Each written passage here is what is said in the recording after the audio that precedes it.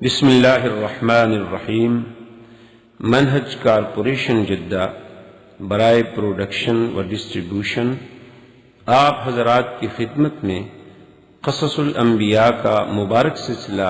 پیش کرنے کی سعادت حاصل کر رہا ہے۔ نحن نقص عليك أحسن القصص بما أوحينا إليك هذا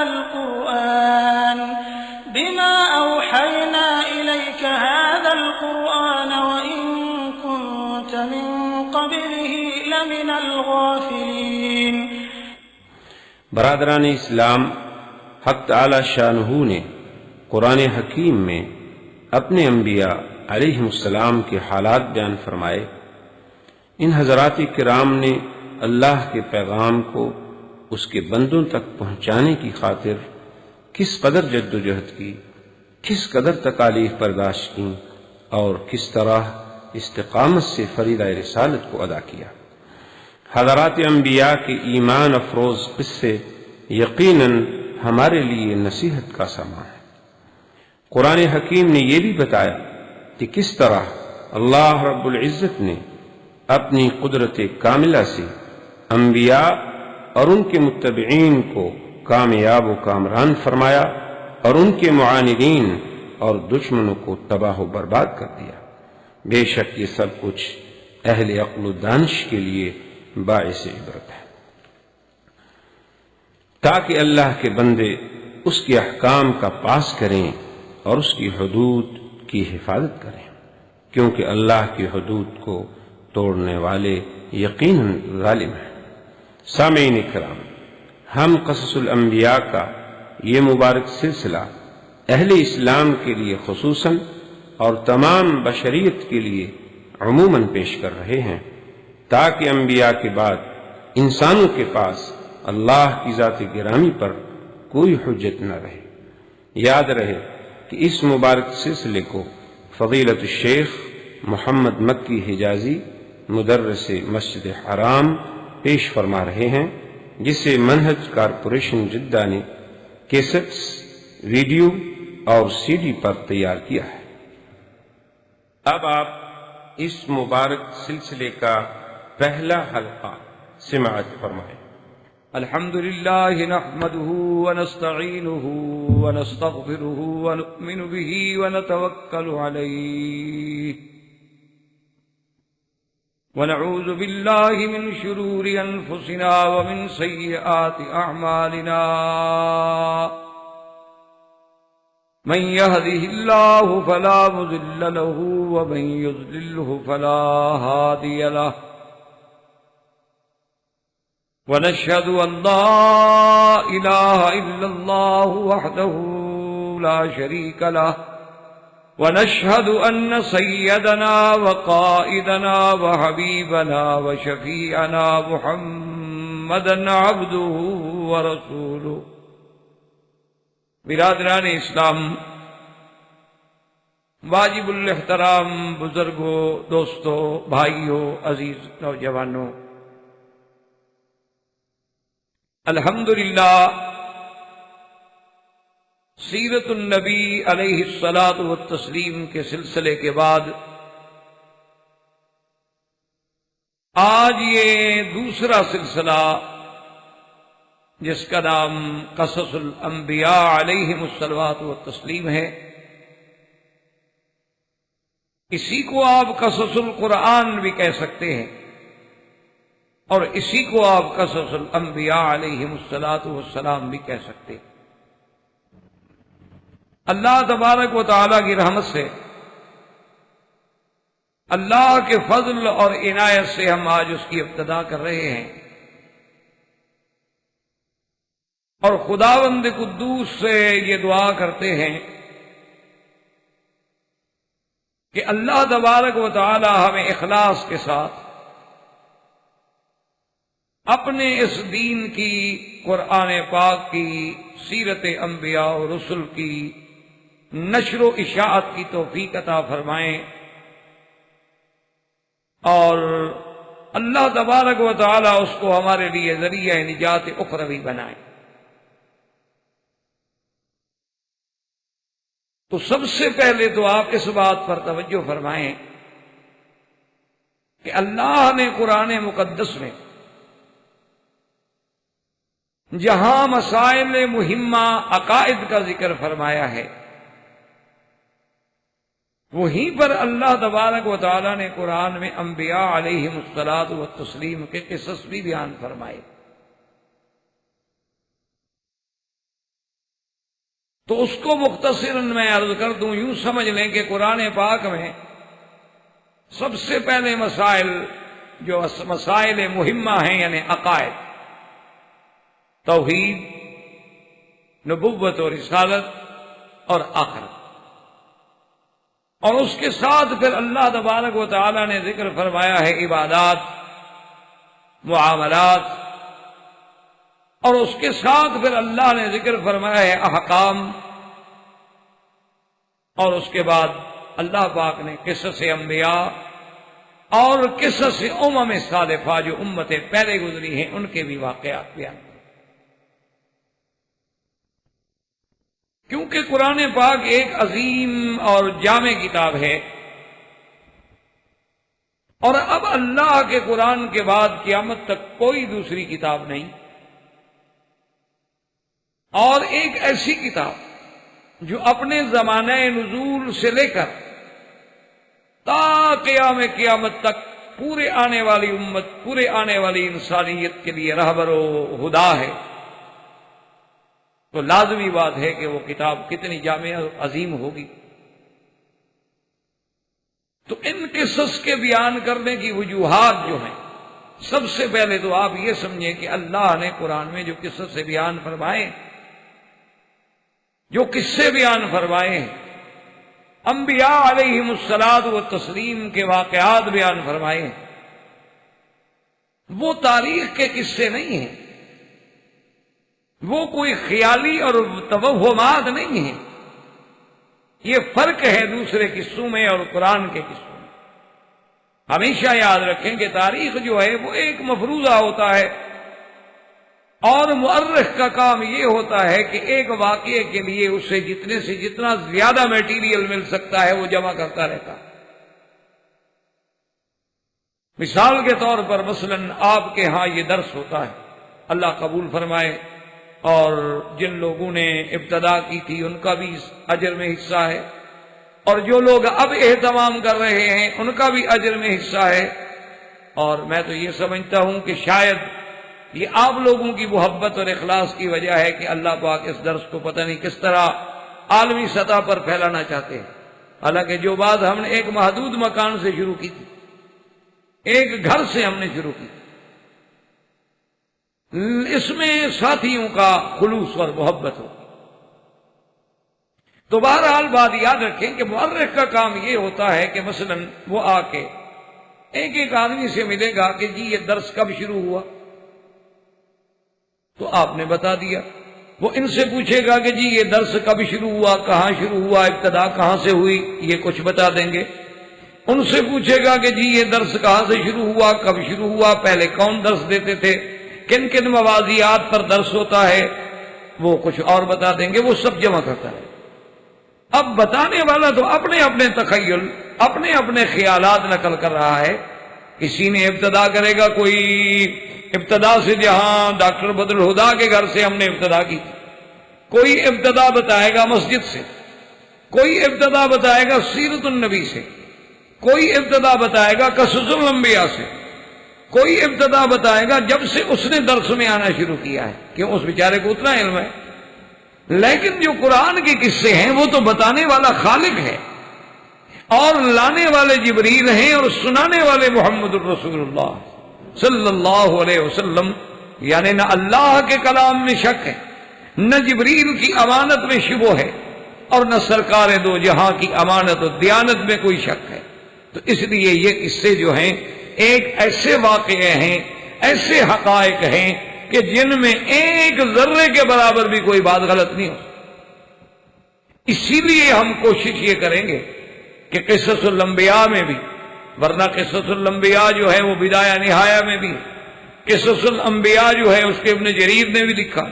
قصص الانبیاء جو ہے اس کو ابن کثیر نے بھی لکھا ہے، قصص الانبیاء جو ہے وہ آپ کے اردو میں بھی لکھی گئی، قصص الانبیاء جو ہے وہ فارسی میں بھی لکھی گئی، قصص الانبیاء جو ہے وہ سریانی و عبرانی میں بھی لکھی گئی۔ قصص الانبیاء کو آپ کو سینکڑوں کتابیں مل سکتی ہے، لیکن ہماری محنت یہ ہوگی، ہم اپنی طرف سے کاوش یہ کریں گے، ہم اپنی طرف سے کوشش یہ کریں گے کہ قصص الانبیاء صرف اللہ کے قرآن سے ہم نقل کریں یا ان احادیث مبارک سے نقل کریں جن کی صحت پر کسی کو کلام نہیں ہے، اور ہم روایات اسرائیلی روایات کو بالکل چھوڑ دیں گے، الا کہیں کہیں وہ روایت لیں گے جو اللہ کے قرآن سے اور فرمان محمد مصطفیٰ صلی اللہ علیہ وسلم سے متصادم نہیں ہو، تاکہ ہم جو بھی سن سکیں اور جو بھی ہم محفوظ کر سکیں، کم از کم ہمیں اپنی طرف سے یہ تسلی ہو کہ الحمدللہ ثم الحمدللہ اس میں کوئی رطب نہیں، کوئی یابس نہیں، کوئی اسرائیلیات نہیں، کوئی جھوٹی باتیں نہیں، کوئی محض گھڑی گھڑے قصے نہیں ہیں، بلکہ وہ قصہ اللہ کے قرآن سے، فرمان محمد مصطفیٰ صلی اللہ علیہ وسلم سے، اصحابہ کبار سے اور ان مفسرین کرام سے جنہوں نے قرآن اللہ اور اللہ کے رسول سے خود سیکھا ہے، جیسے حضرت ابن عباس ہیں، حضرت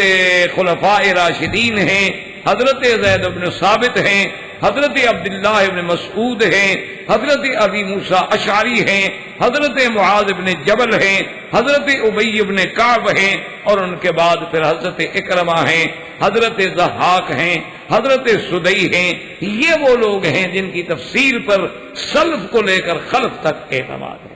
یہی وہ وجہ ہے بنیادی کہ جیسے ہمارے انڈو پاک میں، یعنی یوں سمجھ لیں ہندوستان و پاکستان میں، جب انگریزی افکار نے غلبہ کیا،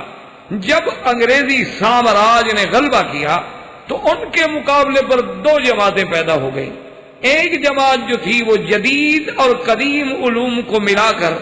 اصل میں ان کی نیت بھی یہ تھی کہ وہ استعمار کا مقابلہ کریں، ان کی نیت بھی یہ تھی کہ وہ انگریزی افکار کا مقابلہ کریں، ان کی نیت بھی یہ تھی کہ وہ ان ساری چیزوں کا مقابلہ کر سکیں اور ان کو جواب دے سکیں۔ ان کی نیتیں بھی بالکل ٹھیک تھیں اور ان کی نیتیں بھی صحیح تھیں، لیکن دوسری وجہ یہ ہو گئی، اچھا ان میں یوں سمجھ لیں کہ سر سید احمد خان نے انہوں نے ابتدا کی، اسی طرح اور ان کے تمام لوگ ہیں، اور دوسری جماعت جو تھی وہ یہ تھی کہ بھئی ہم وہ لوگ پیدا کریں جن لوگوں نے صحیح معنی میں اللہ کے قرآن کی تفسیر جو ہے وہ اسلاف کے طرز پہ کی ہے، جیسے کہ حضرت شاہ ولی اللہ رحمت اللہ علیہ اور ان کا خانوادہ، ان کی اولاد اور ان کے بیٹے جو ہیں، انہوں نے جو ابتدا کی ہے اس سے دو تفسیریں سامنے۔ اب نتیجہ کیا نکلا کہ جو لوگ جدید کا شکار ہوئے، جیسے تفسیر تو قادیانی نے بھی لکھی، تفسیر جو ہے وہ سر سید نے بھی لکھی، تفسیر جو ہے وہ فیضی نے بھی لکھی ہے جو رافضی تھا، تفسیر جو ہے معین ڈپٹی نذیر نے بھی لکھی، تفسیر جو ہے بڑے بڑے لوگوں نے لکھی ہے اور مختلف لوگوں نے لکھی ہے، لیکن جو صحیح معنی میں اسلاف کا اسلوب تھا وہ صرف شاہ ولی اللہ رحمت اللہ علیہ اور ان کے خاندان اور ان کی اولادوں کو نصیب ہوا کہ انہوں نے تفسیر کا وہی انداز رکھا جو اللہ کے قرآن اور حدیث محمد مصطفیٰ صلی اللہ علیہ وآلہ آلہ وسلم کی روشنی میں مرتب کیا گیا۔ چونکہ ان کا سلسلہ جو ہے تفسیر کا وہ جڑے گا کہاں سے؟ چلتے چلتے سلسلہ جائے گا سیدنا عباس تک، صحابہ تک، خلفاء راشدین تک۔ تو بہرحال اس تمہید کا مقصد یہ تھا کہ ہم کوشش کریں گے کہ ہمارے تفسیر جو ہے وہ قرآن کے مطابق ہو اور حدیث صحیح کے مطابق ہو، اور اس میں کسی قسم کے اسرائیلیات یا اس میں کسی قسم کے خرافات یا اس میں کسی قسم کے ایسی جھوٹی واقعات شامل نہ ہو سکیں کہ جن کے لیے کل سننے والوں کو پریشانی کا باعث۔ تو اب سب سے پہلے یہ سمجھیں کہ اللہ نے جو قرآن میں قصے بیان فرمائے ہیں اس کی وجہ کیا،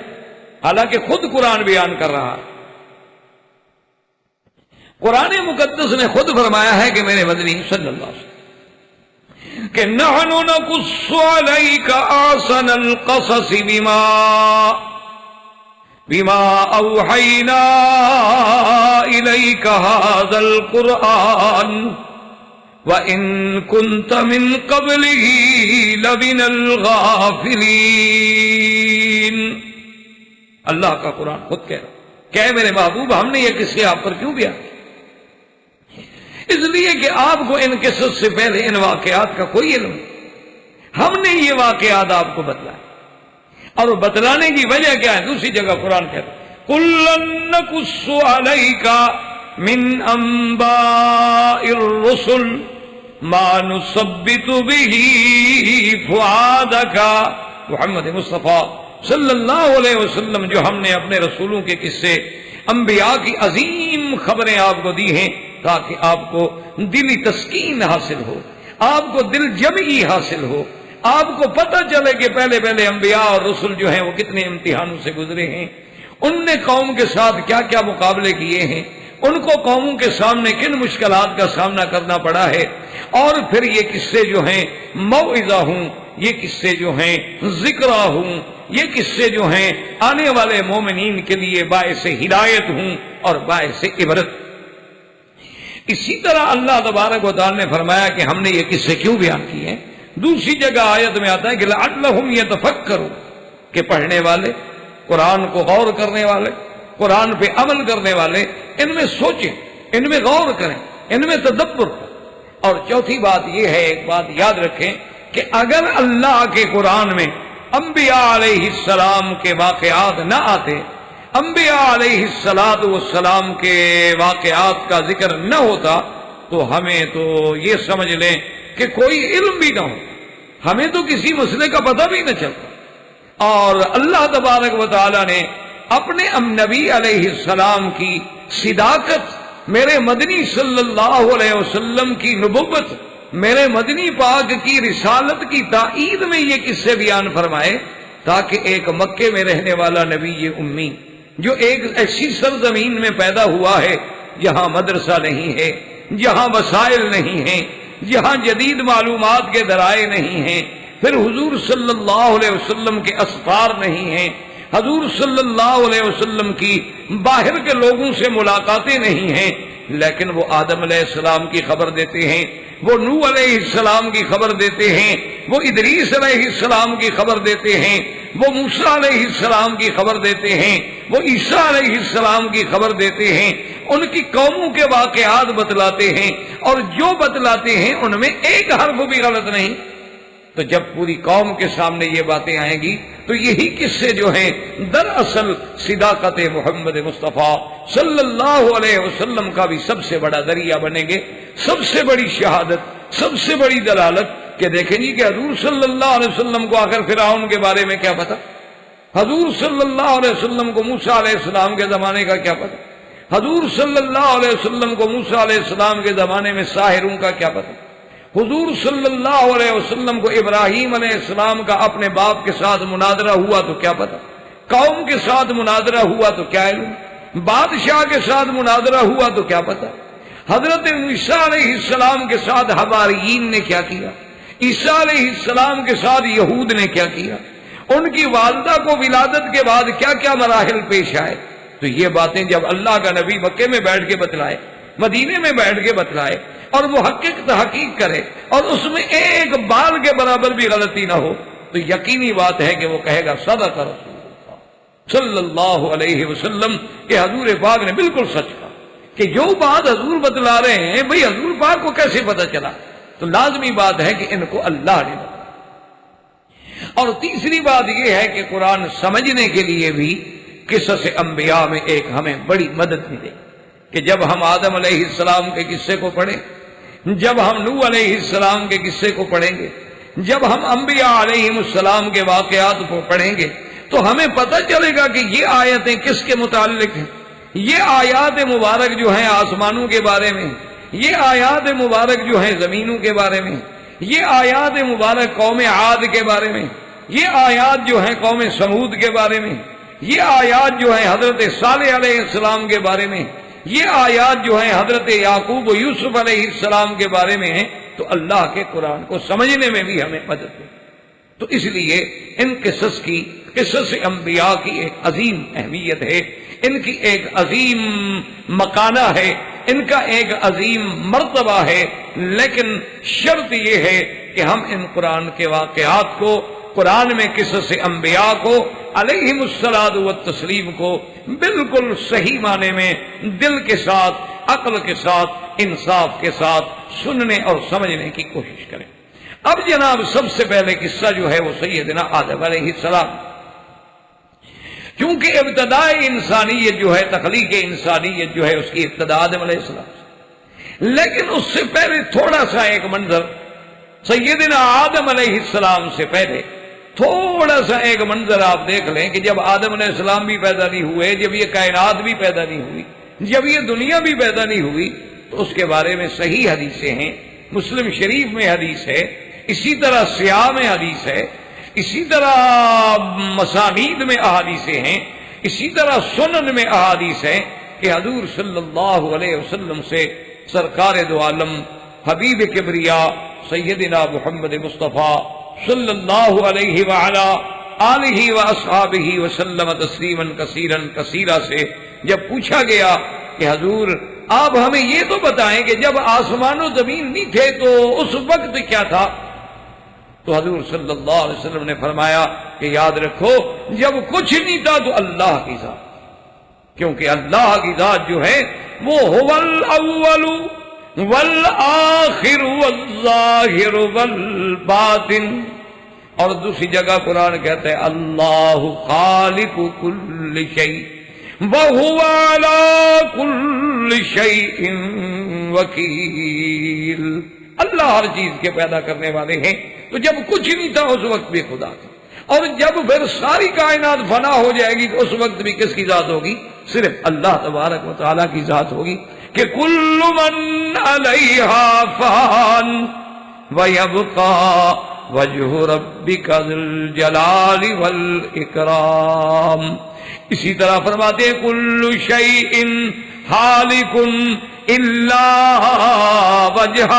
ہر چیز قابل ہلاک ہے مگر اللہ تبارک و تعالیٰ کی ذات. تو سب سے پہلے بھی اللہ کی ذات، سب سے آخر میں بھی اللہ کی ذات. تو اس لیے حضور نے فرمایا کہ اللہ تبارک و تعالیٰ سب سے پہلے تو اللہ. اب سوال پوچھا گیا کہ حضور تو اللہ کی ذات کہاں تھی؟ حضور نے فرمایا کان فی عمائن. صحابہ نے پوچھا این کان ربنا، ہمارے رب کہاں تھے؟ حضور نے فرمایا کان فی عما، بالکل ایسی سمجھ لیں کہ جیسے بالکل ایک ہوا ہے، کوئی چیز واضح نہیں ہو سکتی، وہاں میرے پروردگار عالم کی ذات اس وقت بھی موجود تھی. اور اس کے بعد انہوں نے پوچھا کہ یا رسول اللہ صلی اللہ علیہ وسلم تو سب سے پہلے پھر اللہ نے کیا پیدا فرمایا؟ حضور صلی اللہ علیہ وسلم نے فرمایا کہ سب سے پہلے جب اللہ کی ذات تھی، ابھی آسمان و زمین بھی نہیں تھے، تو عرش جو تھا میرے اللہ کا، کان عرشہ علی الماء،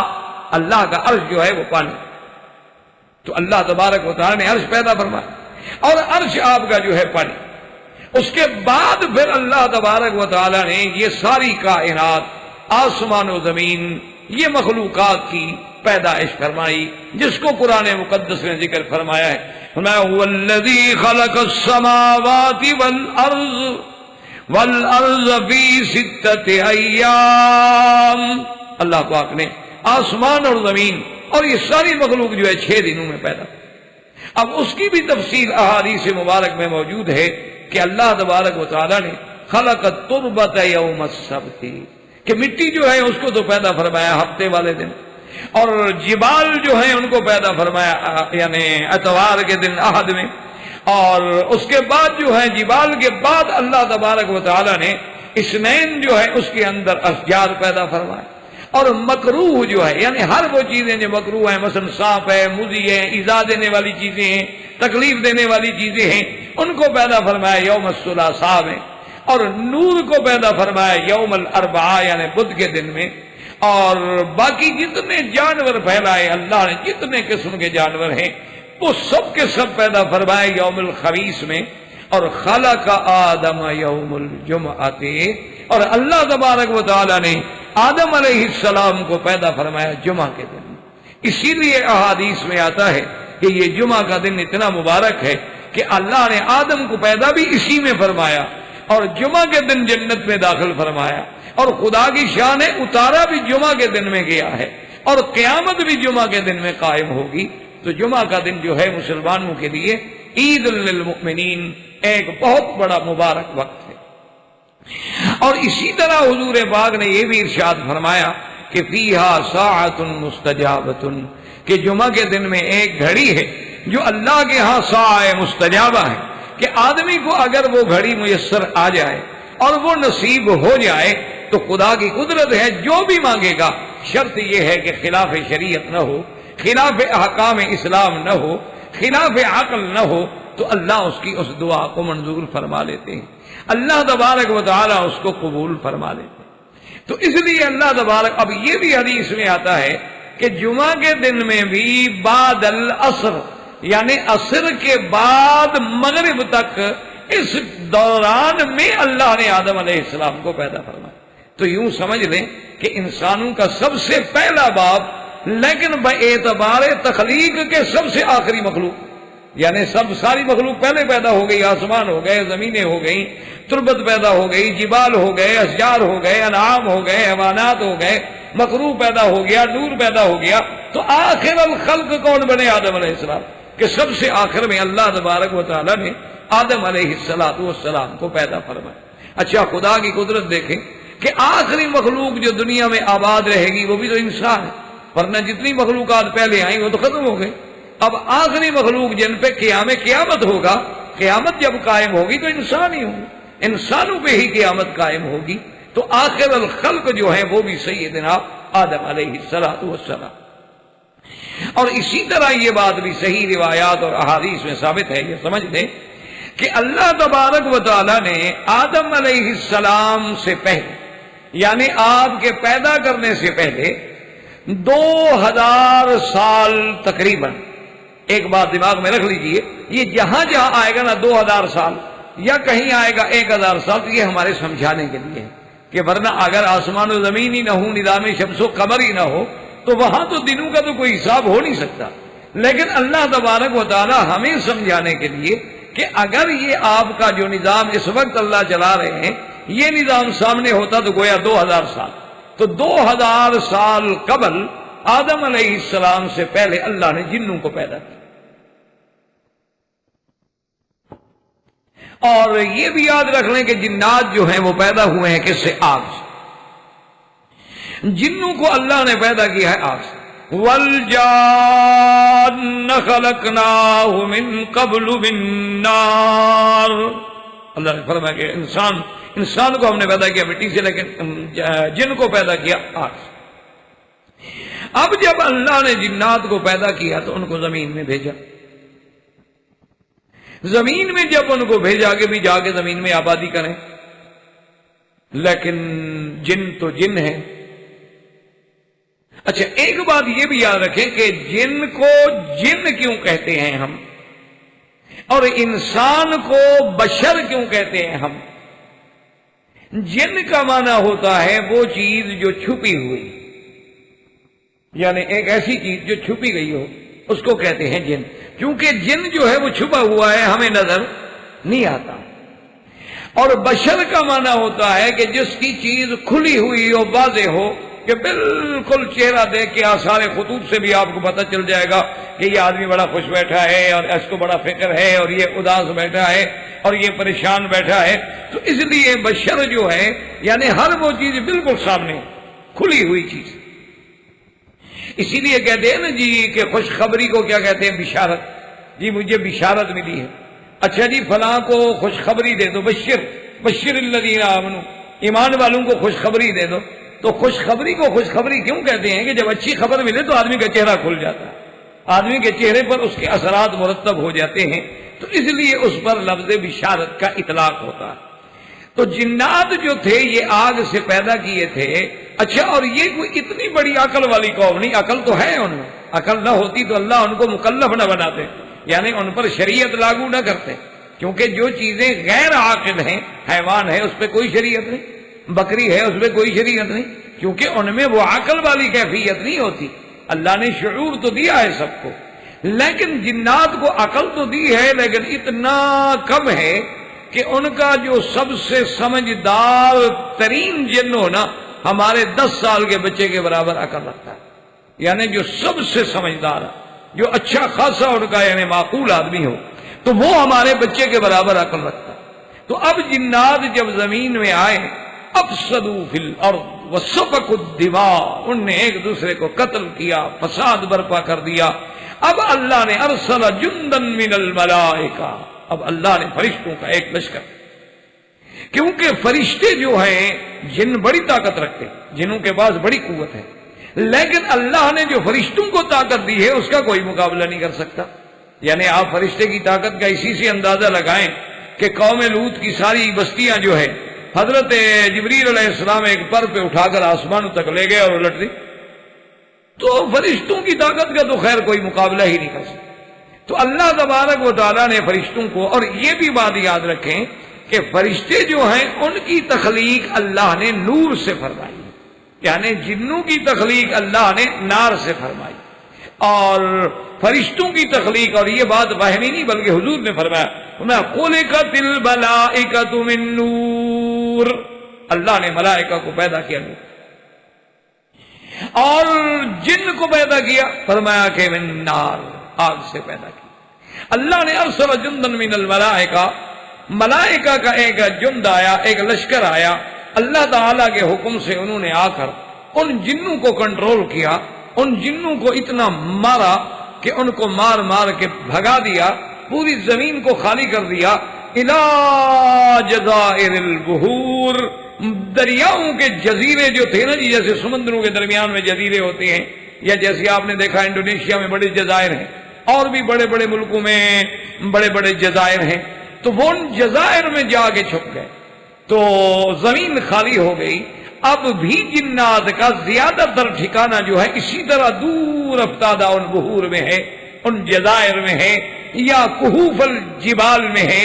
یا ان جگہوں پر ہوتا ہے جو جگہیں ویران ہوں، جن جگہوں میں کوئی عمران نہ ہو، آبادی نہ ہو، وہاں زیادہ تر جنات جو ہے قبضہ رکھتے ہیں۔ تو اللہ تبارک و تعالیٰ نے تو ان کی قوت کو، طاقت کو ختم کر دیا۔ ارسل جندا من الملائکہ، فرشتوں کی ایک جماعت آئی اور فرشتوں کی اس جماعت نے اس پہ کنٹرول کیا۔ اب اللہ تبارک و تعالیٰ نے ارادہ فرمایا آدم علیہ السلام کو پیدا فرمانا۔ اب اس میں دیکھیں خدا کی قدرت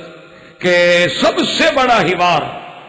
سب سے بڑا عظیم حوار ہے جو اللہ اور اللہ کی مخلوق ملائکہ کے درمیان، اور اس میں اللہ نے اپنے بندوں کو سبق دیا ہے کہ میں خالق ہوں، میں مالک ہوں، میں علام الغیوب ہوں،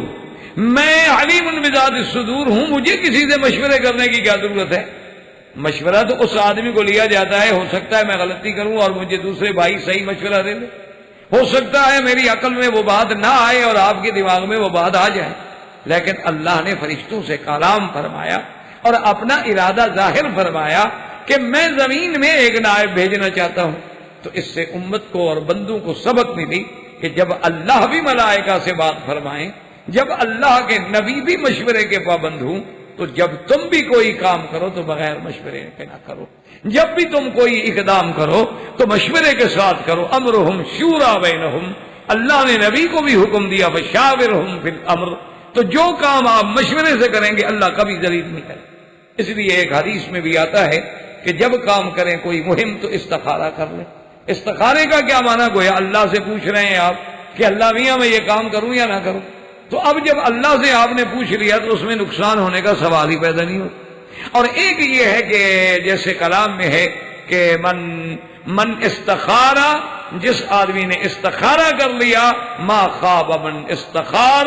وما ندم من استشار، اور جس نے مشورہ کر لیا وہ بھی کبھی شرمندہ نہیں ہوگا، اس کو بھی کبھی ندامت نہیں ہوگی کہ مشورہ کر کے فیصلہ کرے کہ بھی ہم یہ کام کریں یا یہ کام نہ کریں۔ تو اللہ نے فرمایا وَإِذْ قَالَ رَبُّكَ لِلْمَلَائِكَةِ إِنِّي جَاعِلٌ فِي الْأَرْضِ خَلِيفَةً، اللہ نے فرمایا میرے ملائکہ میں زمین میں اپنا ایک نائب، خلیفہ کہتے ہیں نائب، اور یہی وہ بنیادی بات ہے جو آپ کو اور ہمیں یاد رکھنی چاہیے کہ دنیا میں بادشاہ آئے، نبی آئے، خلیفہ آئے، جو بھی ہوگا وہ اللہ کی نیابت ہے، حکم اللہ کا ہوگا، تنفیذ اس کے ذمے ہوگی، بس اللہ کے قانون کو وہ نہیں بدل سکتا، اللہ کے قوانین کا پابند ہے اور نیابت کرے گا، چلائے گا، بس یہ معنی ہے خلیفے۔ اور دوسرا خلیفے کا معنی یہ ہوتا ہے جو کسی کے بعد آئے، تو پہلے چونکہ جن گزر چکے تھے، ان کے بعد ایک دوسری مخلوق بھیجی جا رہی تھی، تو لہذا حضرت آدم پر بھی لفظ خلیفہ کا اطلاق۔ اور بعض علماء نے فرمایا کہ خلیفہ اس لیے کہا گیا کہ اللہ تو جانتے تھے کہ آدم کی اولاد ہوگی، پھر اولاد کی اولاد ہوگی، پھر اولاد کی اولاد ہوگی، نسلیں چلیں گی، تو یخلف بعضهم بعضا، ایک دوسرے کے بعد آئیں گے، تو لہذا اس لیے بھی ان پر لفظ خلیفہ کا اطلاق اللہ تبارک و تعالی نے فرمایا ملائکہ سے کہ انی جاعل فی الارض خلیفہ، کہ میں زمین میں خلیفہ بھیجنا چاہتا ہوں۔ تو اب ملائکہ نے عرض کیا قالوا وتجعل فیہا من یفسد فیہا ویسفک الدماء ونحن نسبح بحمدک ونقدس لک قال انی اعلم ما لا تعلمون۔ ملائکہ نے عرض کیا کہ یا اللہ، آپ پھر ایک ایسی مخلوق کو بھیجیں گے کہ زمین میں جا کے جو فساد، زمین میں جا کے پھر خون بہائے، پھر خون ریزی کریں، پھر قتل کریں، اور ہم جو تیری مخلوق ہیں، تیرے عباد ہیں، ہر وقت تسبیح کہنے والے، تحمید کہنے والے، تقدیس کہنے والے، اگر دنیا میں کسی کو بھیجنا ہے اور عمران دنیا مقصود ہے آپ کا، تو آپ اس کا معنی یہ تھا کہ خود مانگا تو نہیں، لیکن اشارہ کر دیا کہ اللہ نے ہمیں بھیج دیں، پھر ہم جو تیرے بندے موجود بیٹھے ہوئے ہیں، ہم جو تیرے فرما بردار بیٹھے ہوئے ہیں، اور فرما بردار بھی ایسے کہ جن سے کبھی نافرمانی کا صدور ہی نہیں ہوا، یعنی اللہ کے فرشتے ایک ایسی مخلوق ہے کہ عباد مکرم لا یعصون اللہ ما امرہم ویفعلون ما یؤمرون، کبھی اللہ کی نافرمانی نہیں کرتے، جو بھی حکم ملے اس کی تعمیل ہوگی۔ اللہ تبارک و تعالی نے فرمایا کہ ملائکہ انی اعلم ما لا تعلمون، میں جانتا ہوں تم نہیں جانتے۔ وہ ہمارے ایک استاد ہوتے تھے، فوت ہو گئے، تو وہ اس آیت پہ آ کے ہمیں سمجھانے کے لیے کہتے تھے کہ اللہ پاک نے جب زمین کو آباد کرنا تھا تو صرف صوفیوں کی ضرورت نہیں تھی جو بیٹھ کے بس مراقبے کرتے رہیں اور ذکر کرتے رہیں، اللہ تبارک و تعالیٰ کو ایسے آدمی کی ضرورت تھی جو کچھ کام بھی تو کرے نا، صرف تسبیح پر زور تو نہ ہونا۔ نے کہا اس لیے فرشتوں نے کہا کہ ہم بڑی تسبیح پڑھتے ہیں، اللہ نے کہا صرف تسبیح والا مجھے نہیں چاہیے، تسبیح والے سے کام نہیں چلے گا، مجھے تو وہ آدمی چاہیے گھنٹہ تسبیح پڑھے تو گھنٹہ دنیا کا کام بھی تو کرے نا، ساعتن الی ھذا و ساعتن الی ھذا، تم تو ہر وقت تسبیح میں ہو۔ اسی لیے اقبال نے اپنے کلام میں ابلیس کا وہ جو مکالمہ نقل کیا ہے نا، تو وہ بھی ایک عجیب انداز ہے اس کا، اقبال مرحوم کا، تو کہتا ہے کہ وہ ابلیس یعنی مخاطب ہو کے کہتا ہے انسان سے کہ بھی تم کیا ہو یار، اصل تو میں ہوں نا، دیکھو کیسے اپوزیشن میں بیٹھا ہوں خدا کی، میں کھٹکتا ہوں دل یزداں میں کانٹے کی طرح، میں کھٹکتا ہوں دل یزداں میں کانٹے کی طرح، اور تو فقط اللہ اللہ اللہ، تیرا تو بس اتنا ہی کام ہے۔ دیکھو نا میں نے کیسی اکھاڑ پچھاڑ مچا رکھی ہے پوری دنیا میں، پوری دنیا میں کہ جناب میں نے سب کو آگے لگا رکھا ہے۔ تو بہرحال اللہ کے فرشتوں نے یہ عرض کیا تو اللہ نے جواب دیا کہ انی اعلم ما لا، میں علم رکھتا ہوں، میں جانتا ہوں تم نہیں جانتے ہو کہ زمین کی عمران کے لیے کون مناسب ہے، یہ میں جانتا۔ اب جب اللہ نے فیصلہ فرما دیا آدم علیہ السلام کو پیدا کرنے کا، تو آپ پڑھ چکے ہیں کہ اللہ نے نور کو، ملائکہ کو پیدا کیا نور سے، جنات کو پیدا کیا آگ سے، اور آدم علیہ السلام کو پیدا فرمایا مٹی سے، حکم دیا گیا کہ بھئی تمام روئے زمین جتنا اللہ نے سب کی تھوڑی تھوڑی مٹی لیا۔ ایک حدیث میں ہے کہ اللہ نے حکم دیا فرشتوں کو کہ مٹی لاؤ، اور فرشتے مٹی لائے، اور ایک میں ہے کہ اللہ نے اپنے دست قدرت سے پوری کائنات سے جو زمین پیدا فرمائی تھی ساری اس سے مٹی اٹھا لی۔ اب چونکہ زمین کی مٹی مختلف تھی، پوری دنیا کی زمین جتنا ہے، آپ کو پتا ہے کہ زمین کے اندر جتنی مٹی ہے اس کے اختلاف ہے، کہیں آپ دیکھ لیں کلر والی مٹی ہے، کہیں اچھی مٹی ہے، کہیں وہ مٹی ہے جو قابل کاشت ہے، کہیں وہ مٹی ہے جو پانی کو زمین سنبھالتی ہے، کہیں وہ مٹی ہے جس میں پانی اثر ہی نہیں کرتا، کہیں وہ مٹی ہے جو بالکل بنجر ہے، جلی ہوئی ہے، سڑی ہوئی ہے۔ تو مٹی کے تو قسمیں، اچھا کہیں آپ دیکھیں آپ کو سفید مٹی نظر آئے گی، کہیں آپ دیکھیں بالکل جلی ہوئی راکھ کی شکل میں، کہیں سرخ۔ یہی وجہ ہے کہ آگے اولاد آدم کی بھی پھر اشکال پیدا ہوئی کہ اللہ تبارک و تعالیٰ نے جتنا اس مادے میں، جتنا اس بنیاد میں اثرات تھے وہ آگے جا کر بھی تو ظاہر ہونے تھے نا۔ اگر آپ مثلا سفید سیمنٹ سے کوئی چیز بنائیں گے تو سفید ہوگی، کالی سیمنٹ سے بنائیں گے تو کالی ہوگی۔ اگر آپ سفید اور کالی کو مکس کر دیں تو ایک اور رنگ نکل آئے گا۔ تو اس لیے اللہ نے آدم علیہ السلام کو جب پیدا کیا تو مٹی سے، جس کے بارے میں قرآن پاک نے وضاحت کی ہے کہ ان مثل عیسیٰ عند اللہ کمثل آدم خلقه من تراب ثم قال له كن فيكون۔ اللہ نے آدم علیہ السلام کو پیدا کیا مٹی۔ اچھا یہیں پر ایک بات یاد رکھ لیں تاکہ انشاءاللہ ثم انشاءاللہ آسانی ہو کہ کسی جگہ تو قرآن کہتا ہے کہ خلقه من تراب، اور کہیں قرآن کہتا ہے کہ اللہ نے آدم کو پیدا کیا من طین۔ جیسے کہ قرآن میں دوسری جگہ ہے کہ جب اللہ نے کہا فرمایا ابلیس سے کہ تو نے سجدہ کیوں نہیں کیا، تو نے کہا انا خیر منہ خلقتنی من نار وخلقتہ من طین۔ تو بات ہے کہ اللہ نے تین سے پیدا کی۔ اچھا اسی طرح ایک جگہ قرآن کہتا ہے من طین لازب، کہ اللہ نے ایسی مٹی سے آدم کو پیدا کیا جو چمٹنے والی ہے، لاسک۔ لازب کا معنی ہے کہ دوسرے کو چمکنا۔ آپ دیکھتے ہیں نا کہ کوئی ربڑ ہو ایک دوسرے سے پکڑ لیتا ہے، جس میں لسکا جس کو آپ کہتے ہیں، اتنا ضروری ہے الحمدللہ بھی جانتے ہیں، تو جس میں ذرا چمٹنے والی چیز وہ لازب۔ اچھا ایک جگہ قرآن کہتا ہے کہ ہم نے پیدا کیا من صلصال من حمأ مسنون، اور ایک جگہ قرآن کہتا ہے صلصال کالفخار۔ تو اب دیکھیں قرآن میں ایک جگہ آ گیا تراب، ایک جگہ آیا تین، ایک جگہ آیا تین لازم، ایک جگہ آیا صلصال کالفخار، اور ایک جگہ آیا من حمأ مسنون۔ تو اب یہ 5 مقامات ہیں جن پر اللہ تبارک و تعالی نے ذکر فرمایا کہ ہم نے آدم علیہ السلام کو پیدا کیا۔ اب جو لوگ اللہ معاف فرمائے جو اعداء اسلام ہیں، یعنی جو دشمنان دین ہیں، جو منکرین قرآن ہیں، جو صہائنہ یہود کے مستشرقین ہیں یا نصارہ کے مستشرقین ہیں، یا آپ کے وثنی ہندوؤں کے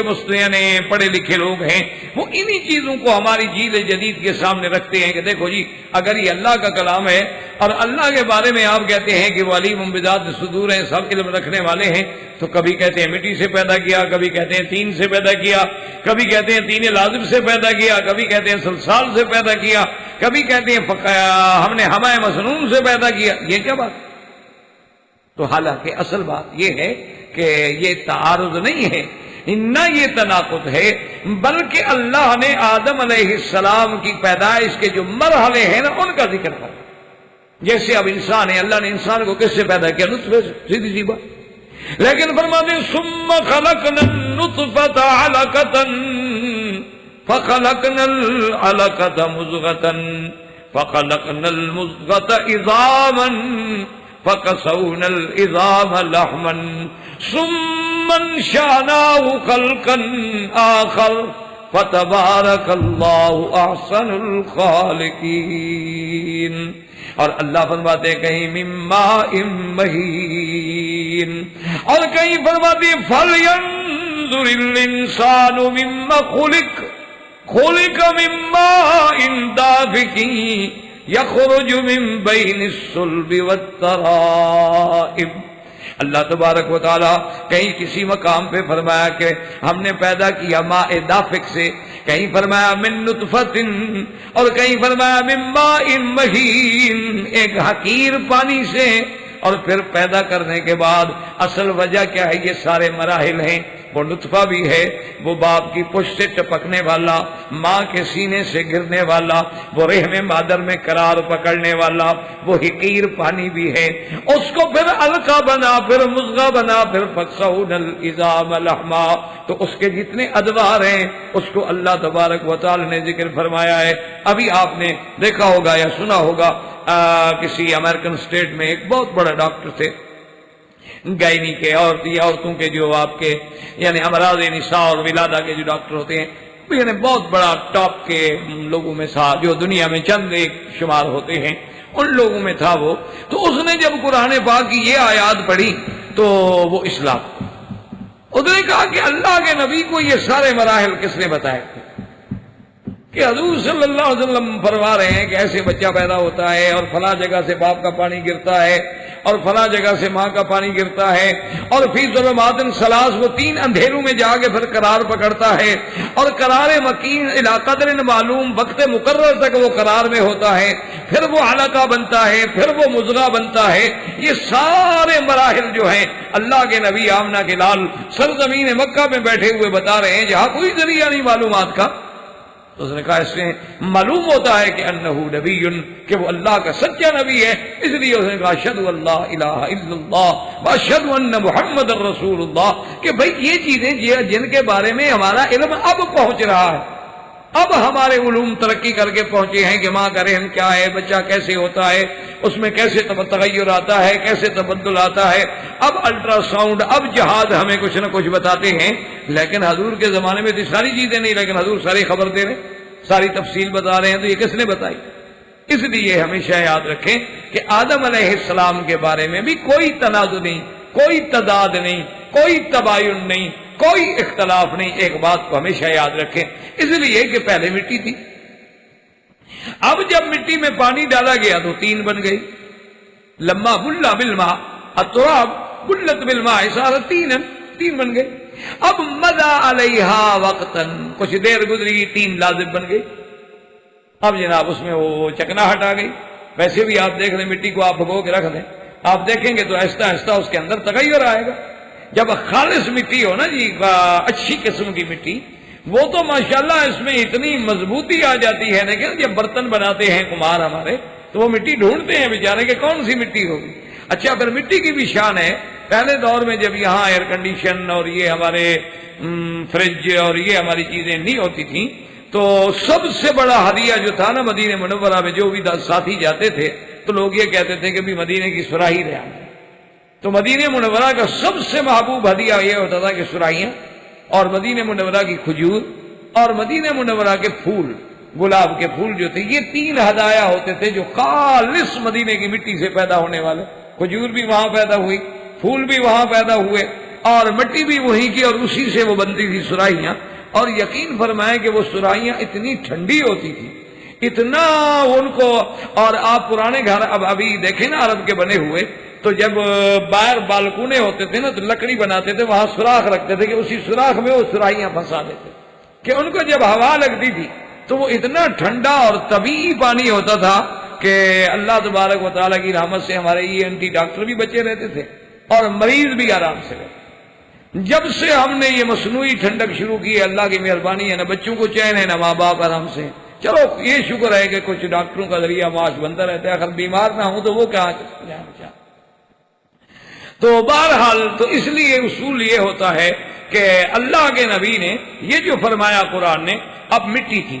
بلت بالماء 3، کیا بن گیا؟ 3 بن گیا۔ اب دیر گزری تو کیا بن گیا؟ 3 لازم۔ اچھا، 3 لازم کے بعد اللہ نے اس کا تمثال بنا دیا۔ تمثال بنا ڈھانچہ۔ آپ دیکھیں نا، آپ نے دیکھا ہوگا اسپتالوں میں بھی آپ کے پاس ہوتی ہیں، اسٹیچو بناتے ہیں، تو وہ ان کے پاس بھی وہ سفید قسم کا پاؤڈر ہوتا ہے، پانی ڈالا اس کے ساتھ جناب کوئی چیز بنا کے رکھ لی، تو اللہ نے اس کا ایک تمثال تیار کی کہ یہ ٹانگیں ہیں، یہ لمبا ہے، یہ سینہ ہے، اس یہاں سر ہوگا۔ اب تمثال بن کے وہ رہ گیا۔ اب جب اس پہ وقت گزرا تو وہ خشک ہو گیا۔ جب خشک ہو گیا تو وہ بجنے لگ گیا کل فخار، تو اس سے جیسے اینٹ پختہ ہو جاتی ہے نا، تو آپ ہاتھ مارے تو آواز آئے گا، جب تک مٹی ہو گیلی تو اس کو ہاتھ مارے تو آواز نہیں آئے گی، جب وہ خشک ہو جائے تو برتن سے آواز آئے گی۔ اچھا اب ہمائن مسنون کہتے ہیں کہ جیسے راکھ ہوتی ہے نا، ہماری آگ جلے اور راکھ نکل آئے، تو جلی ہوئی راکھ کا جو رنگ ہے تو وہ دھوپ میں پڑے پڑے پڑے پڑے اس پر وہ اثرات جب آئے تو اس کی شکل جو تھی وہ ہمیں مسنون بن گئی. تو اس لیے اللہ تبارک و تعالیٰ نے کسی جگہ فرمایا کہ ہم نے آدم علیہ السلام کو تراب سے پیدا کیا، کسی جگہ فرمایا طین سے پیدا کیا، اور کسی جگہ فرمایا طین لازب سے پیدا کیا، اور کسی جگہ فرمایا صلصال کالفخار، اور کسی جگہ فرمایا کہ صلصال من حمأ مسنون. تو تمام اللہ کے قرآن کی آیات جو ہیں وہ برحق. اب جب آدم علیہ السلام کو اللہ نے پیدا کیا تو حدیث میں آتا ہے کہ 60 ذراعا، کہ آدم علیہ السلام کا قد جو تھا پتہ ہے کتنا تھا؟ 60، اور چوڑائی کتنی تھی؟ 7 اذرع، 7 ہاتھ چوڑا. اب ابلیس جو ہے کان من الجن، تھا جن لیکن رہتا تھا ملائکہ میں. اچھا وجہ کیا تھی؟ کہ جب ملائکہ کا جند اترا تھا نا جنوں کو سزا دینے کے لیے تو اس کو وہ ساتھ لے گئے، اور یہ جناب بڑا عابد زاہد بن گیا. جب عابد زاہد صالح بن گیا تو فرشتوں کے ساتھ رہنے لگ گیا. تو ہر قسم کے آدمی رہتے ہیں، لیکن یہ نہیں کہ کبھی بھی وہ فرشتہ نہیں تھا. ایک بات یاد رکھنا کہ ابلیس جو ہے کان من الجن ففسق عن امر ربہ. اسی لیے حضرت حسن بصری رحمۃ اللہ علیہ فرماتے ہیں لم یکن طرفۃ عین قط من الملائکہ، ایک پلک جھپکنے کے لیے بھی وہ فرشتہ نہیں تھا، وہ جن تھا، لیکن کانا مع الملائکہ، ملائکہ کے ساتھ رہتے تھے. اب جب وہ گزرے اور دیکھے کہ ایک لمبی سی چیز پڑی ہے تو وہ یوں اس کو بجائے تو کچھ آواز آئے، وہ سوکھ گئی نا مٹی. اچھا اور اس کے بعد دیکھے کہ اوپر سے خالی ہے، پھر پھونک مارے. جو پھونک مارے نا جی تو ہوا نکل جائے نیچے سے، تو کہے ہاں کچھ سمجھ نہیں آتی کہ ہے کیا، لیکن جو بھی ہے عجیب ہے، اندر سے خالی.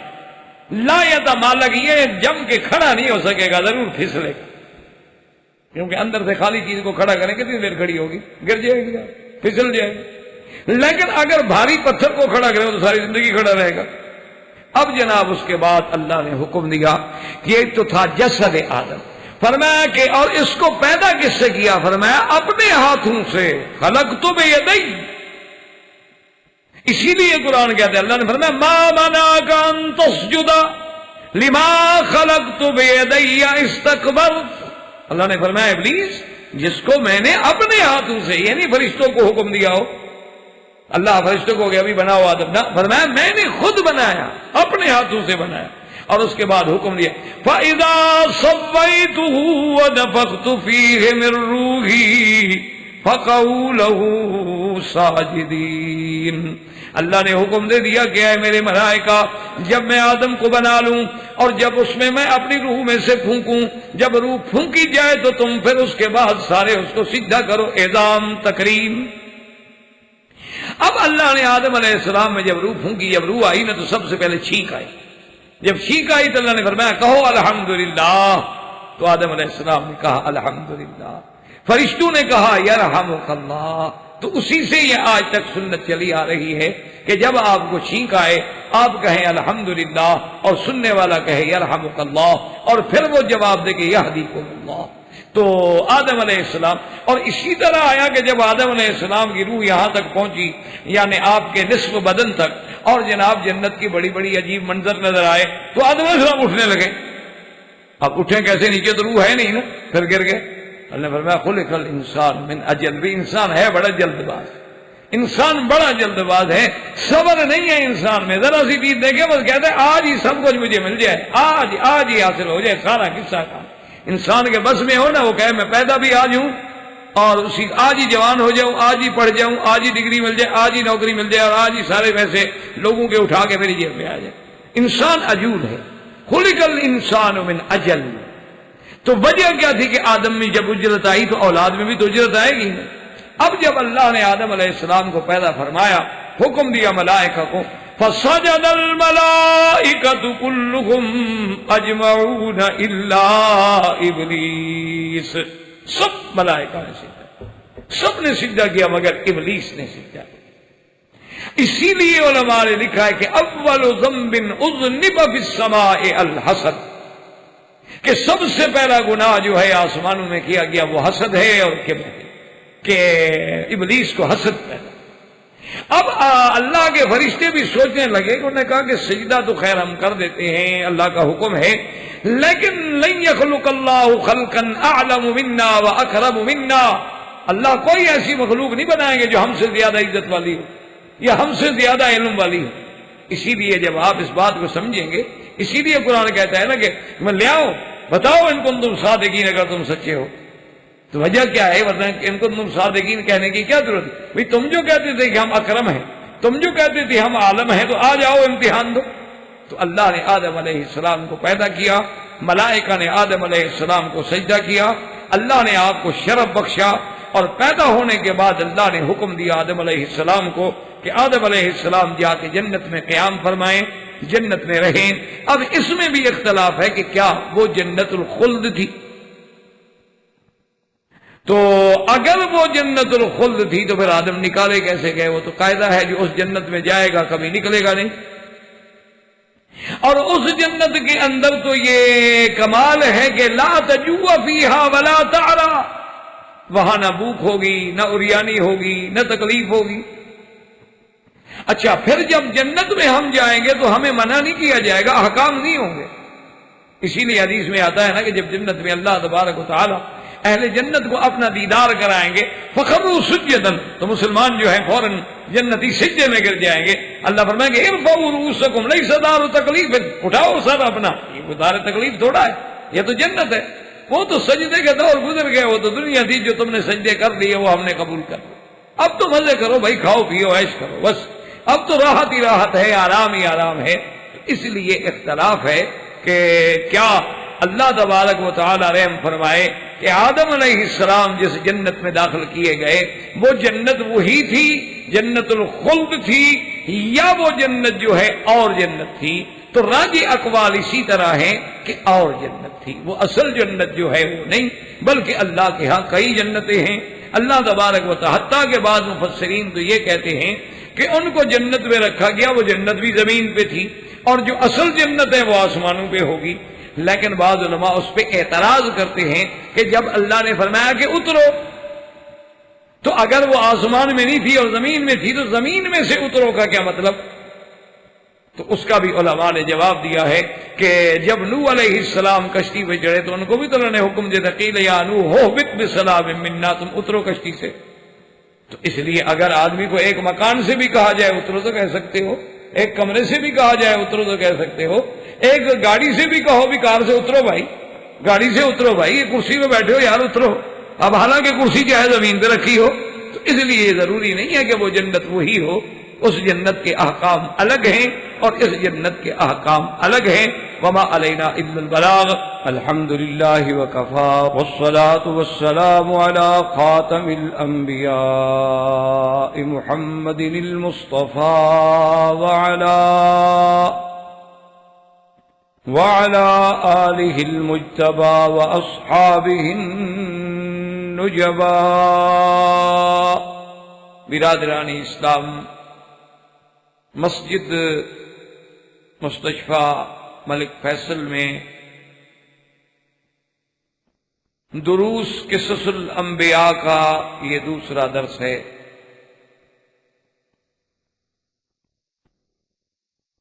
اور قصص الانبیاء میں چونکہ سب سے پہلے نبی، سب سے پہلا انسان، سب سے پہلا بشر، سب سے پہلا ملقب خلیفہ سیدنا آدم علیہ السلام ہے. تو اس لیے ہمارے ان دروس کی ابتدا جو ہے وہ سیرت سیدنا آدم علیہ السلام سے شروع ہوئی. اور آپ سیدنا آدم علیہ السلام کے اس قصے کو پوری توجہ کے ساتھ،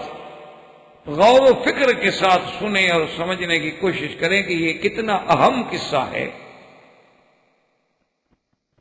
کہ جس کو اللہ تبارک و تعالی نے سورۃ بقرہ، سورۃ آل عمران، سورۃ النساء، سورۃ الاعراف،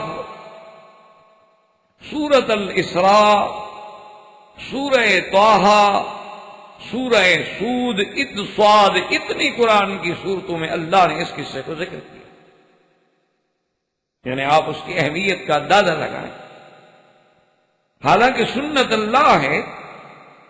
کہ اللہ تبارک و تعالی قرآن پاک میں بہت زیادہ کوئی بات ضروری ہو تو اس کو 2 دفعہ ذکر فرما، لیکن قصہ آدم علیہ السلام اتنا اہم ہے اور اتنا مہم ہے کہ اللہ تبارک و تعالی نے اپنے قرآن مقدس کی اتنی صورتوں میں اس کو ذکر فرمایا۔ اس کی وجہ یہ ہے کہ جیسے ہمارے ہاں ایک مثال ہے کہ اگر آپ اپنے مکان کی بنیاد میں ہی غلطی کر جائیں تو پھر اوپر تو عمارت لازمی بات ہے کہ غلط ہو۔ اگر عمارت کی پہلی دیوار کی بنیاد میں غلطی ہے تا سریا میں رود دیوار کج، پھر اگر دیوار کو سریا تک بھی لے جائیں تو ٹیڑھی ہے۔ تو اگر ہم تخلیق انسانیت کے واقعے کو ہی نہ سمجھ سکیں، اگر ہمارے ذہنوں میں تخلیق آدم علیہ السلام بھی واضح نہ ہو سکی، اور اگر ہم وہ ڈارون کے فلسفے میں مبتلا رہے، یا ہم مغرب سے متاثر ہو کر مادیت میں کھو گئے، یا ہم نے دنیا کے مختلف الخیال لوگوں کی آراء میں مختلف باتیں سوچ سوچ کے اپنے ذہنوں کو پراپگنڈا کر لیا، تو بات جو ہے وہ تو ساری کی ساری ختم ہو جائے گی۔ اگر خدا نہ خواستہ تخلیق آدم سمجھ نہ آئے تو پھر 1,24,000 پیغمبر کا سمجھنا کیسے ہوگا؟ تو اس لیے اللہ تبارک و تعالی نے سیدنا آدم علیہ السلام کے اس قصہ مبارکہ قرآن کی مختلف صورتوں میں ذکر کرنا۔ اب سابقہ درس میں الحمدللہ ہم پڑھ چکے کہ اللہ نے آدم علیہ السلام کو مٹی سے پیدا فرمایا، یعنی اس کا جزو اعظم مٹی ہے، یہ نہیں کہ صرف مٹی ہے، عناصر اربع ہے انسان، مٹی ہے، پانی ہے، آگ ہے، ہوا ہے، لیکن جزو اعظم جو ہوتا ہے تو ذکر اسی کا کیا جائے۔ یعنی اللہ نے فرشتوں کو نور سے پیدا کیا، اللہ نے جنات کو نار سے پیدا کیا، اور اللہ نے آدم علیہ السلام کو مٹی سے پیدا کیا۔ اور یہ بھی الحمدللہ ہم پڑھ چکے کہ تراب یا طین یا طین اللازب یا سلسال کالفخار یا حمأ مسنون، یہ تضاد اور اختلاف نہیں بلکہ مختلف کیفیات کا ذکر۔ آدم علیہ السلام کو پیدا کرنے کے بعد اللہ تبارک و تعالی نے ملائکہ کو حکم دیا کہ آدم کو سجدہ۔ اب اس میں بھی علماء امت کا اختلاف ہے کہ سجدہ کرنے والے ملائکہ جو تھے وہ ملائکۃ الارض تھے صرف، یا سجدہ کرنے والے ملائکہ جو ہیں وہ ملائکۃ السما تھے فقط،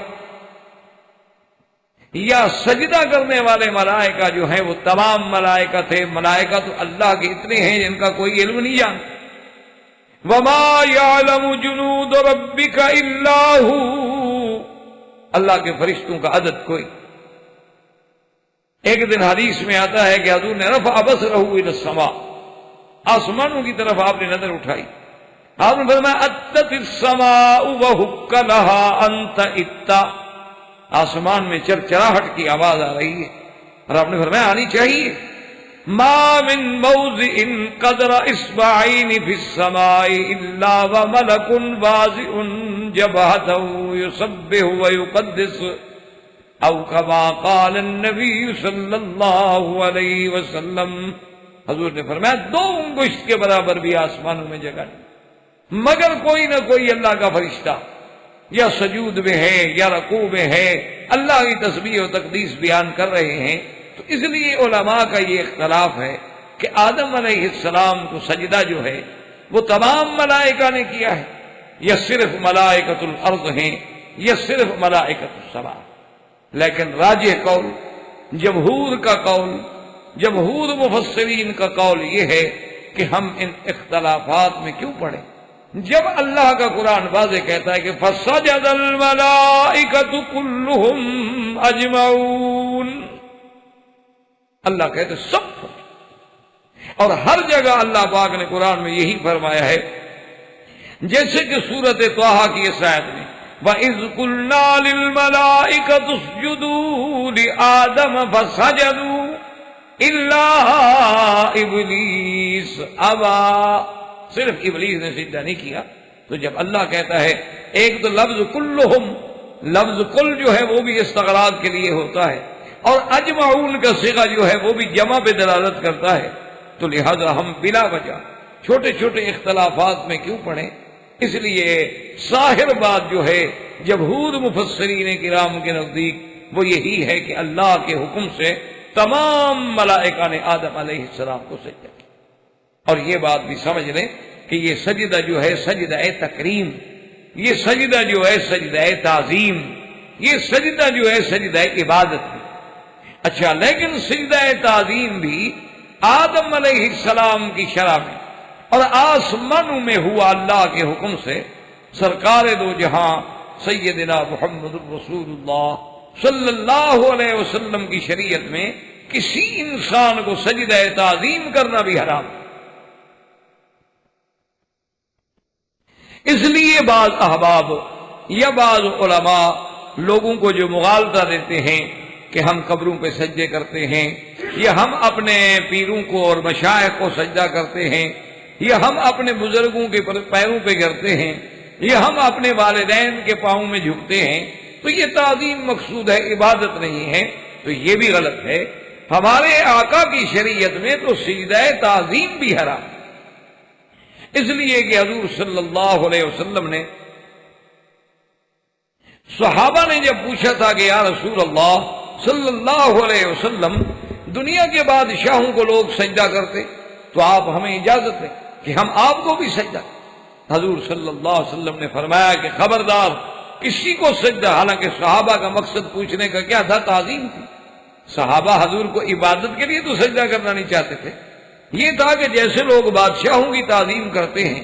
پہلے فرشی سلام کرتے ہیں، پھر جھکتے ہیں، پھر سجدہ کرتے ہیں، پھر ہاتھ باندھ کے سامنے کھڑے ہوتے ہیں، تو حضور آپ تو ہمارے دنیا و دین کے بادشاہ ہیں۔ حضور نے فرمایا کہ نہیں، میری شریعت میں کسی کو بھی سجدہ کرنا جو ہے وہ ناجائز ہے، اور اگر سجدے کی اجازت ہوتی لَأَمَرْتُ امْرَأَةً أَن تَسْجُدَ لِزَوْجِهَا، میں عورت کو حکم دیتا کہ وہ اپنے خاوند کو سجدہ کرے، کہ ایک عورت پر اس کے خاوند کے کتنے بڑے حقوق ہیں، اور ایک عورت کے لیے اس کے خاوند کی کتنی بڑی تعظیم ہے، ایک عورت کے لیے خاوند کی کتنی بڑی عظمت ہے، کہ میں اس کو حکم دیتا لیکن شریعت اجازت نہیں دیتی۔ تو لہذا یہ مسئلہ جو ہے وہ صاف ہو گیا کہ آدم علیہ السلام کو تمام ملائکہ نے سجدہ کی، اور وہ سجدہ تکریم تھا اور اللہ کے حکم سے تھا۔ ہم اگر کسی کو سجدہ نہیں کرتے تو اللہ کا حکم ہے کہ کسی کو سجدہ نہ کرے، اور حضور صلی اللہ علیہ وسلم کا حکم ہے کہ کسی کو سجدہ۔ اب سجود ملائکہ کے بعد دوسرا مرحلہ آیا امتحان کا، کہ اللہ تبارک و تعالی نے آدم علیہ السلام کو تمام اشیاء کے علم سکھلا دی۔ اللہ تبارک و تعالی نے علم عطا فرما دیا، حتیٰ کہ حضرت ابن عباس رضی اللہ تعالی عنہ فرماتے ہیں کہ علم آدم الاسماء کا معنی یہ ہے کہ اسماء کل شیء، کہ ہذہ دابہ وہذہ شجرہ وہذہ کذا وہذہ کذا وہذہ کذا، ہر چیز کا علم دے دیا کہ یہ جانور ہے، یہ درخت ہے، یہ انار ہے، یہ انگور ہے، یہ فلاں چیز، سارے اسماء سکھلا دیے، بنیادی طور پر ان چیزوں کے نام سکھلا دیے، بتلا دیے، اور اس کے بعد پھر اللہ نے امتحان و اختبار شروع فرمایا، اور اللہ نے فرمایا کہ اب ایسا کرتے ہیں کہ ملائکہ کا امتحان ہو جائے۔ وَعَلَّمَ آدَمَ الْأَسْمَاءَ كُلَّهَا ثُمَّ عَرَضَهُمْ عَلَى الْمَلَائِكَةِ فَقَالَ أَنبِئُونِي بِأَسْمَاءِ هَؤُلَاءِ إِن كُنتُمْ صَادِقِينَ قَالُوا سُبْحَانَكَ لَا عِلْمَ لَنَا لا علم لنا الا ما علمتنا انك انت العلیم الحکیم۔ اب اللہ تبارک و تعالی نے آدم علیہ السلام کو تو تمام اسماء کا علم عطا فرما دیا اور ملائکہ کو پیش کیا، اچھا بھی یہ چیزیں ہیں، ساری چیزیں سامنے کر دی،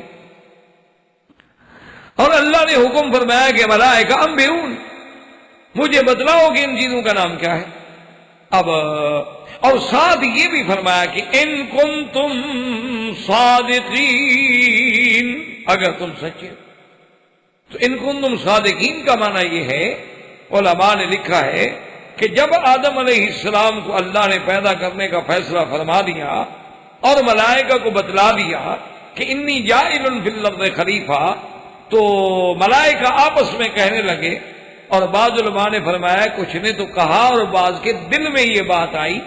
زبان پہ نہیں آئی، کہ لن یخلق اللہ خلقا اکرم منا واعلم منا، اللہ کوئی ایسی مخلوق پیدا نہیں کریں گے جو ہم سے زیادہ عزت والی، یہ ہم سے زیادہ علم والی، کیونکہ وہ تجربہ کر چکے تھے کہ اللہ نے پہلے مخلوق پیدا فرمائی جنوں کی، لیکن جنات نے زمین میں فساد پھیلایا، تو پھر اللہ نے ہمیں بھیجا ان کے سیدھا کرنے کے لیے، ان کو کنٹرول کرنے کے لیے، تو اس کا مطلب ہے کہ ہم عالم ہیں، ہم اکرم ہیں۔ انہوں نے کہا کہ ٹھیک ہے، اللہ مخلوق تو پیدا کرنا چاہتے ہیں، جو بھی پیدا کریں، لیکن ہم سے زیادہ عزت والا نہیں ہوگا، ہم سے زیادہ علم والا نہیں ہوگا۔ یہ بات ان کے دل میں آئی تو اللہ نے فرمایا کہ اگر اس خیال میں تم سچے ہو،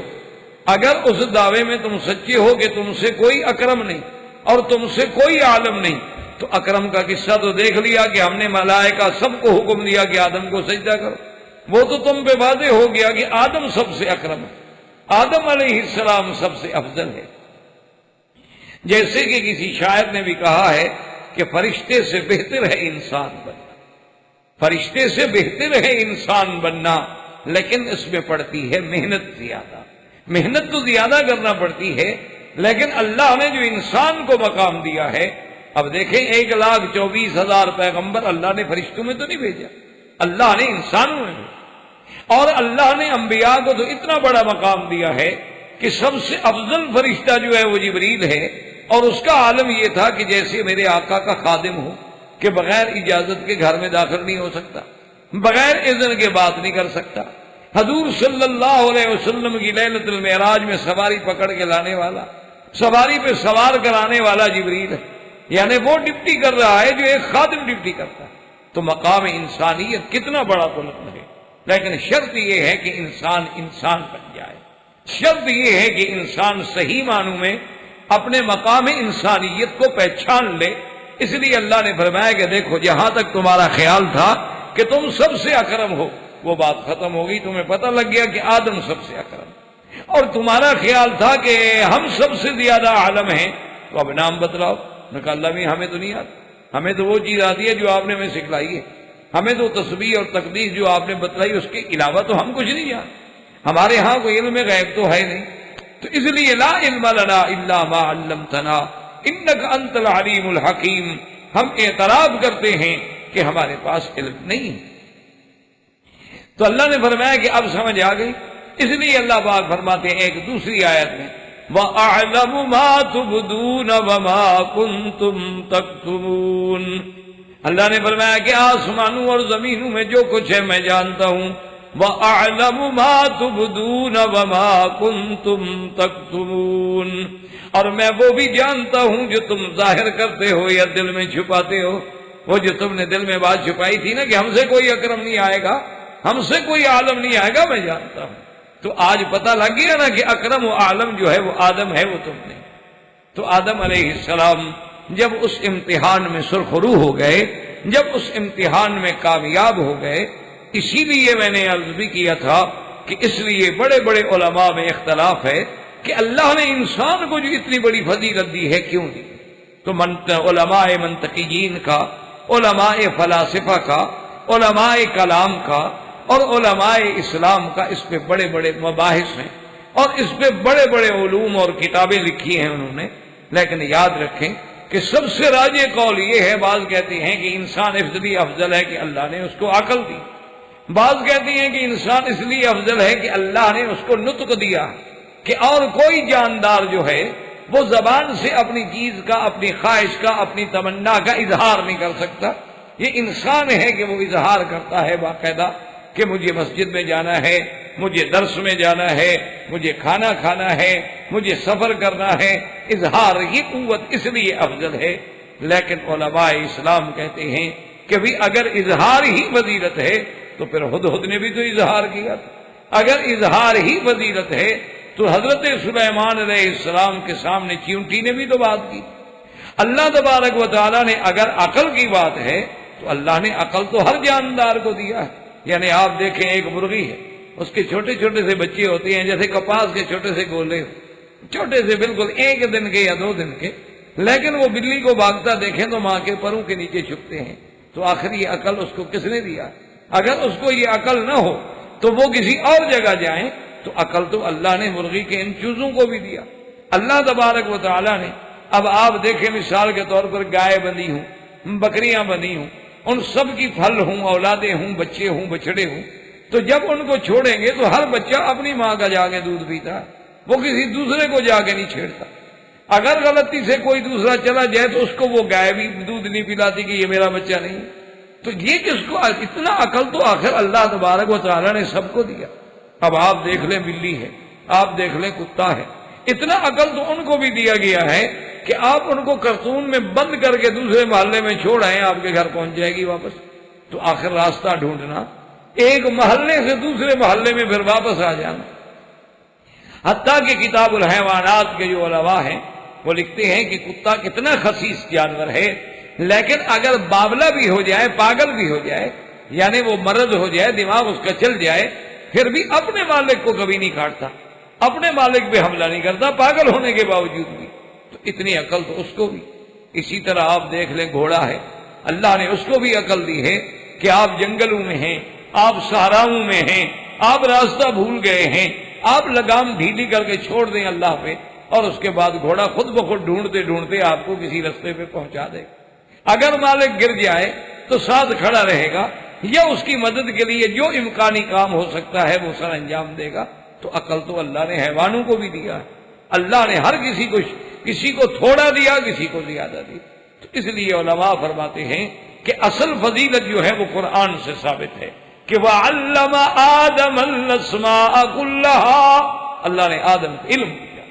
اور جب علم کا مقابلہ ہوا فرشتوں سے پوچھا کہ ہم بھی ہوں نہیں بتلاؤ، اب انہوں نے کہا کہ نہیں جناب ہم تو کچھ سبحانک لا علم لنا، تو انہوں نے نفی کی کہ ہمیں علم نہیں ہے، الا ما علمتنا انک انت العلیم الحکیم۔ قال یا آدم انبئهم باسمائهم فلما انبأهم باسمائهم قال الم اقل لكم انی اعلم غیب السماوات والارض واعلم ما تبدون وما کنتم تکتمون۔ تو اس لیے علماء اسلام کا یہ فیصلہ ہے کہ اللہ نے انسان کو جو فضیلت دی ہے وہ فضیلت علم کی وجہ سے، وہ فضیلت تعلیم کی وجہ سے، وہ فضیلت تعلم کی وجہ سے۔ یہ شرف اللہ نے صرف انسان کو بخشا ہے کہ انسان خود بھی علم حاصل کرتا ہے، اور انسان اللہ تبارک و تعالی نے اس کو آگے بھی توفیق دی ہے کہ پھر وہ دوسروں کو بھی تعلیم دیتا ہے، اپنے علم کو منتقل بھی کرتا ہے، اور یہ علم کا سلسلہ جو ہے پھر پھیلتا چلا جاتا ہے پوری دنیا میں۔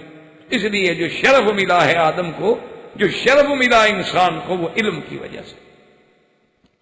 اب اس شرف کے بعد اللہ تبارک و تعالی نے حکم فرمایا آدم علیہ السلام کو، جیسا کہ ہم پہلے بھی پڑھ چکے ہیں، اور اس آیت مبارکہ میں جو سورت طٰہٰ میں آیات ہیں، اللہ نے فرمایا وَيَا آدَمُ اسْكُنْ أَنْتَ وَزَوْجُكَ الْجَنَّةَ، تم اور تمہاری بیوی۔ تو اس سے پیدا یہ ہوا کہ آدم علیہ السلام کو جنت میں داخل کرنے کا حکم ملا، اور بعض علماء فرماتے ہیں کہ آدم سے حوا پیدا کرنے کے بعد دونوں کو حکم دیا، اور اکثر علماء کا راج قول یہ ہے کہ اللہ نے آدم کو جنت میں رکھا تھا، تو اللہ نے پھر بی بی حوا کو جو پیدا کیا ہے تو وہ آدم علیہ السلام کی ذل ایسر سے پیدا کی۔ یعنی آدم علیہ السلام سوئے ہوئے تھے، اور جب اٹھے ہیں تو ساتھ ایک عورت بیٹھی ہوئی۔ آپ نے پوچھا کہ کون؟ تو اس نے کہا کہ حوا ہو۔ کیوں ہو تمہیں؟ انہوں نے کہا اللہ نے مجھے اس لیے پیدا کیا ہے کہ تاکہ تم سکون پکڑو۔ احباب کرام، اس کے بعد اب آپ اس مبارک سلسلے کی CD نمبر 2 سماعت فرمائیں۔